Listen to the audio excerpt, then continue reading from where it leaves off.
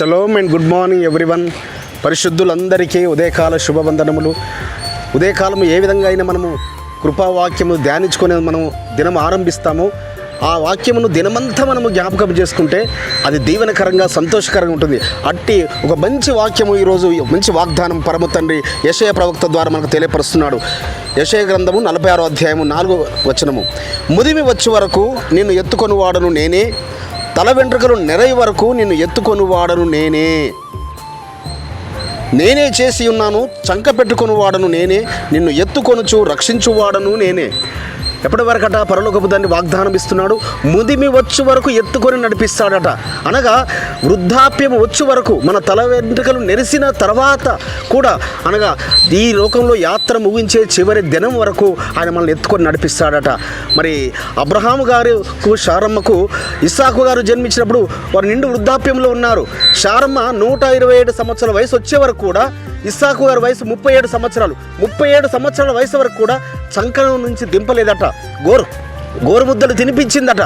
అదేవిధంగా మరి ఒక భక్తుడి గురించి నేను విన్నాను, ఇంతకుముందు మీకు చెప్పాను. సుంకర సామ్యుయల్ గారని ఏలూరు ప్రాంతంలో ఉండేవారు. ఆయనకు 75 ఇయర్స్ ఏజ్లో కుమారుడు పుట్టాడు. ఆయన వారి కుమారుణ్ణి 20 సంవత్సరాల వయసు వచ్చే వరకు దాని భుజాల మీదే మోసాడట. కాబట్టి ఈ లోకంలో కొందరు తల్లిదండ్రులు మరి అలాంటి జాగ్రత్తలు తీసుకుంటారు బిడ్డల ఎడల. మా అమ్మ కూడా చెప్పేది, తల్లికి 60 సంవత్సరాల కుమారుడు కూడా అడ్డాల బాలుడే అనని. అంటే ఒళ్ళో ఉన్న పసిబిడ్డ లాంటి వాడే 60 సంవత్సరాల వయసు వచ్చిన. కాబట్టి పరలోకపు తండ్రి ఏమని వాగ్దానం ఇస్తున్నాడు? పరిశుద్ధులారా, నిన్ను నేను ముదిమి వచ్చే వరకు. జార్జ్ ముల్లర్ అనే భక్తుడు గురించి మీరు విని ఉంటారు. ఆయన 1805లో జన్మించారు.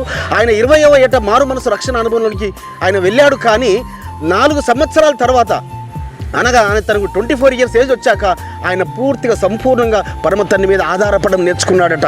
సో మరి ఆయన 90th బర్త్డేలో ఆయన ఈ మాటలు చెప్పాడు. ఆయన ఒక మీటింగ్లో, ఆయన 90th బర్త్డేలో, పరలోకపు తండ్రి నన్ను ఇన్ని సంవత్సరాలు నేను ఆయన మీద పూర్తిగా అనుకున్న దాన్ని బట్టి, ఆయన మీద నేను మరి ఆయన నీతిని అనుసరించిన దాన్ని బట్టి నన్ను ఈ రోజు వరకు కాపాడాడు.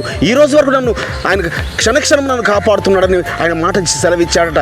మరి ఆయన 93 ఇయర్స్ ఏజ్ ఈ లోకంలో యాత్ర ముగించాడు.